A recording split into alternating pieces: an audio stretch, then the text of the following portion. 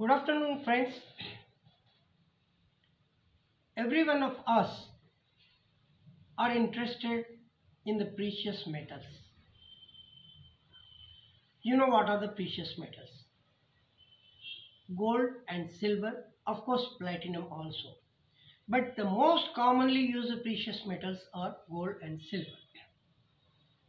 In fact, India is one of the biggest consumer of the gold and silver items because here the ornamental culture is there in India as compared to any other countries.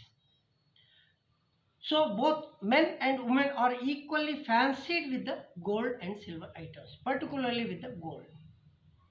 So friends, when we buy this gold, how do you know that it is a gold of a particular purity? Before that, let me tell you what exactly gold purity. Normally we call as a 24 carat in case of a gold. In case of a silver, it is 100% pure. This carat and purity talks about the purity in the metal. What is the content? Here the gold, chemically it is Rm. Au is the symbol for the gold. Similarly, for the silver it is a Ag. So this is the metal that we get from the nature, from the ores, and then you refine it and you make into the pure gold. When a gold is made into the pure form, then we measure as a carat. 24 carat is a pure gold. But using a 24 carat for making the ornaments is always difficult. So hence we reduce that to the 22 carat, which is a standard gold. Then you add certain other element to increase the strength, like a copper. In case of a silver, you use the same thing. Both are very brittle. The beauty of these metals, particularly with the gold, is that you can make a thread of any length with even a 1 milligram of a gold. That is the beauty of this one. You can make it a micro level, nano level dia of your wire, gold wires. Now why I am talking about all these things? Because that is how the gold can be made into ornaments and you protect it. And today gold value is such, it is not only useful for your ornaments. In emergency, you take the gold and put it in the bank and you get loans. Irrespective of any other loan, still whatever you have, you cannot do that. Whereas the gold, even the silver, sometimes banks will not accept. But diamonds, they are much more precious, they will not accept. But gold is recognized as most valuable precious metal across the globe. So now coming back to this, why I am talking about this issue? Because friends, when you are buying a gold, such a precious metal, one should understand whether it is having a required purity or not.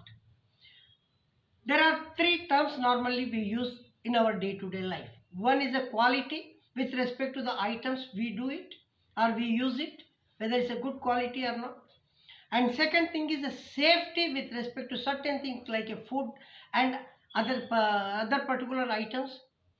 Then finally, when we are talking about the gold, we talk about the purity. Whether the purity is 22 carat, 24 carat, all those things we will be discussing. So, a common man, every time, whenever he buy, he cannot do any testing of a gold, whether it is a purity or not. Whatever the jewelries, they say it is 24 carat, you believe it. It 22 carat, you believe it. Or sometimes you have to take it to the laboratory and do the testing. I do not want it to say that people do cheat, but business is business, whatever they do it. They wanted to give the less and earn the more. But as a customer, you also have a right to get the best out of what you spend. Friends, with respect to the gold such as precious, now it is a time, rather it was a time in the late 90s that the government of India started thinking that the customers who buy the gold should not be cheated. So there should be a standard for the gold. That is the reason the government of India, through an organization called Bureau of Indian Standards, established the standards for the gold. The standard IS 1417, that is Indian Standard number 1417, is for the grades of the gold ornaments. Similarly, gradually they also started for the silver, that is a ISO 5095, that is for the items which are used for the gold and silver, how you wanted to use it. Okay, and now how do we know that our gold which we are taking is as per ISO, rather IS 1417? How many grades are there? A customer wanted a 22 carat, a customer wanted 18 carat, a customer wanted 14 carat. When you go to a shop, when you buy, you are not aware what is a carat. You may be asked to take a 18 carat as a 22 carat. So to avoid all these things, the government of India started a hallmarking scheme in 2000 with gold hallmarking scheme with the standard IS 1417. Similarly, in 2005, they started silver hallmarking. So what is this hallmarking? How the hallmarking is done? The details of this I'll be explaining in a next session, but before that you should understand how exactly the process of hallmarking is there. When a jewelry maker, when he buys the gold, he will convert the gold into a ornaments, whatever the ornaments. Those ornaments are sold in a shop, and to ensure that it is having a required purity, now the hallmarking question will come into the picture. Bureau of Indian Standard will come into the picture.